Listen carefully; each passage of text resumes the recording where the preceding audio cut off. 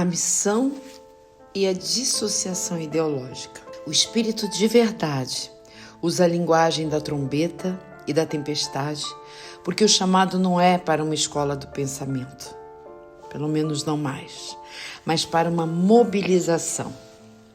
Se o engenheiro recém-contratado se apaixonar fervorosamente pela ideologia da empresa, de um concreto, ele pode rejeitar o novo polímetro de fibra de carbono, que é essencial para a ponte de 300 quilômetros, simplesmente porque não é familiar.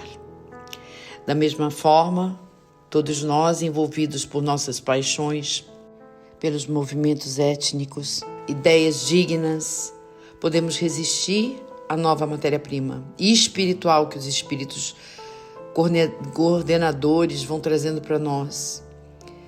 Porque muitas vezes vai ser exigido de nós, ou vão nos exigir, que nós possamos abandonar a segurança das nossas velhas estruturas mentais. Aqui não tem como não lembrar, dando um adentro da lição que nos foi passada pelo professor Paulo André Fidalgo, a gente coloca um pedacinho de Clarice Lispector quando diz assim, porque a gente está buscando a reforma íntima, né?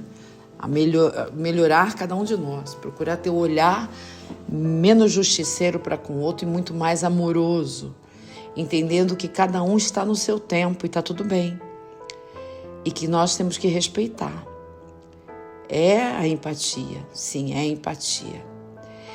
Não é o cruzar os braços e ver o circo pegando fogo, mas é a análise que precisa ser forte, focada, estruturada, tal qual um felino quando observa sua presa, ele fica muitas vezes, por minutos, às vezes até horas analisando.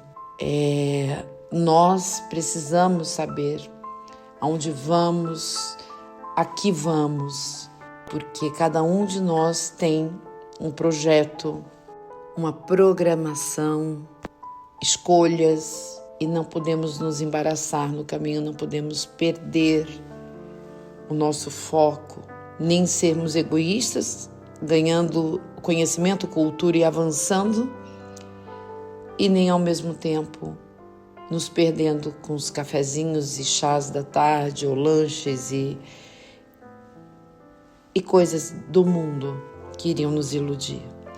E é por isso que quando nós buscamos o estudo, ou o aprendizado, o trabalho, a obra do Cristo, que não tem a ver mais com o assistencialismo, e sim a produtividade, para que possamos, de fato e verdade, fazer a nossa parte e permitir que o outro faça dele, sem tentar consertar com o nosso jeitinho, que para nós é o correto, é o peculiar, ou é o diferente, mas que é o certo. Então, há uma necessidade de uma percepção maior na escala do nosso projeto, daquilo que um dia prometemos na espiritualidade ou na erraticidade, e aqui a gente chega e nem sempre dá conta. Então, nós não estamos só estudando o espiritismo em si, nós estamos sendo convocados a ser esses trabalhadores, esses operários, mas operários qualificados na maior parte dessa obra, dessa infraestrutura que tem muito a ver com a moral planejada para este planeta há muitos anos. Isso exige de nós a leitura atenta do projeto, que é o Evangelho e a codificação. Isso exige de nós a reflexão profunda e a compreensão da urgência para que a gente possa trabalhar com a substituição do nosso equipamento mental, para que ele suporte as tensões. Que nessa ponte que a gente está, me lembrei até do rio que cruza Macaé, indo até Campos. Quantas pessoas, porque foi todo cavado à mão, quantas pessoas morreram ali. Então, isso é muito interessante lembrar a seriedade do chamado. A lucidez que temos que ter é o desapego das paixões menores, para que a gente, de fato, possa, para que todos possamos, ou pelo menos aqueles que desejam, participar dessa missão do Cristo, Missão essa que ele confiou a cada um de nós, seus eleitos. Mas a gente pode fechar lembrando daquela velha frase: muitos são chamados, poucos são os escolhidos. Que o Senhor da vida nos ampare, nos ajude a ajudar uns aos outros, a manter o ânimo forte, para enfim conseguirmos galgar mais uma etapa dessa belíssima vida, desse belíssimo planeta.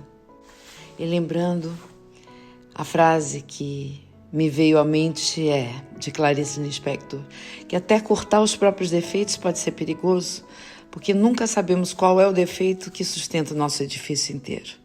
Mas nem por conta disso vamos deixar de fazer a nossa reforma moral, ou seja, podemos ir nos ajustando, melhorando esses nossos defeitos e assim avançando. Um grande, forte abraço, até mais, meu irmão. Gratidão.